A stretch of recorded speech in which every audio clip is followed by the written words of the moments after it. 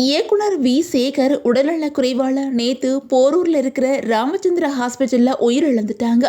இன்னைக்கு அவங்களோட உடல் மருத்துவமனையிலிருந்து இயக்குனர் சங்கம் வழியா எடுத்து செல்லப்பட்டு அவங்களோட வீட்டில் இறுதி அஞ்சலிக்காக வைக்கப்படுது. அதையடுத்து அவங்களோட சொந்த ஊரான திருவண்ணாமலை மாவட்டம் வேட்டவளம் கிராமத்தில் இறுதி சடங்கு செய்யப்படுது. அந்த வகையில் தமிழ் சினிமாவில் குடும்ப பாங்கான படங்கள் எடுத்து வெற்றி பெற்றவர் தான் இயக்குனர் வி. சேகர். பாக்கியராஜ் உதவி இயக்குனராக இருந்து தொழிலை கற்றுக்கிட்டு நீங்களும் ஹீரோ தான் அப்படிங்கிற படத்தை இயக்கி இயக்குனராக அறிமுகமானாங்க. அந்த படத்துக்கு அப்புறம் வரிசையா குடும்ப பாங்கான படங்கள் எடுத்தாங்க. அப்படி அவர் எடுத்த பொண்டாட்டி சொன்னா கேட்கணும், வரவு எட்டனா செலவு பத்தனா, காலம் மாறி போச்சு, விரலுக்கேத்த வீக்கம், கோடி வாழ்ந்தால் கோடி நன்மை அப்படின்னு சொல்லிட்டு பல ஹிட்டு படங்களை கொடுத்திருந்தாரு. பொதுவாக குடும்ப பாங்கான படங்கள் எடுக்கப்பட்டா அதில் எமோஷனை அதிகம் வச்சு காமெடியை குறைச்சிட்டு விளக்கம் ஒரு காலத்தில் இருந்துச்சு. அதை மாற்றி காட்டினவர் தான் இயக்குனர் சேகர். இவர் இயக்கின ஒவ்வொரு படத்தில் இடம்பெற்ற காமெடி காட்சிகள் எல்லாமே இத்தனை வருஷங்கள் கடந்தும் இன்னமும் கொண்டாடப்பட்டு வந்துகிட்டு இருக்குது அப்படிங்கிறதும் குறிப்பிடத்தக்கது.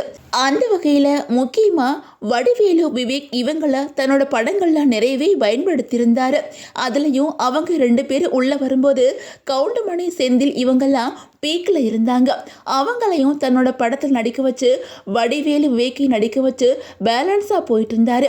வடிவேலு, விவேக் இவங்களோட வளர்ச்சியில் கண்டிப்பாக சேகரோட பங்கு நிறையவே இருக்குது அப்படின்னு தான் சொல்லணும்.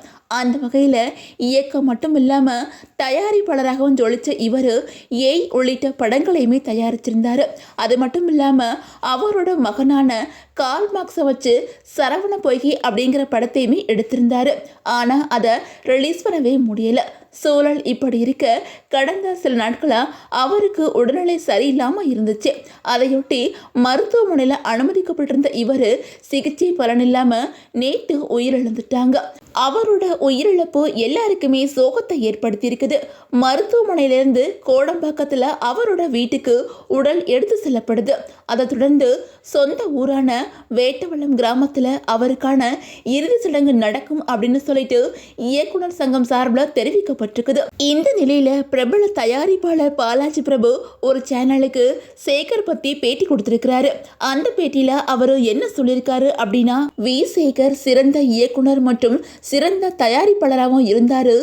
ஏய் அப்படிங்கிற படத்தை தயாரிச்சு நஷ்டத்தை சந்திச்சாரு. அது மட்டும் இல்லாம தன்னோட மகன் கார்ல் மார்க்ஸை வச்சு சரவண பொய்கை அப்படிங்கிற படத்தையுமே தயாரிச்சிருந்தாரு.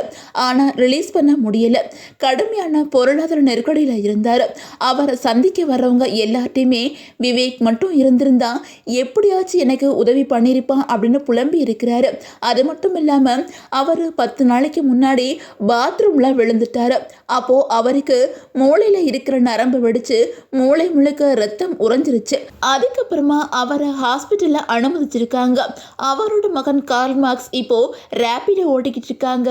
அந்த அளவுக்கு அவங்களோட நிலைமை மாறி இருக்குது அப்படின்னு சொல்லிட்டு பாலாஜி பிரபு அந்த பேட்டியில ரொம்பவே எமோஷனலா பேசியிருக்கிறாங்க.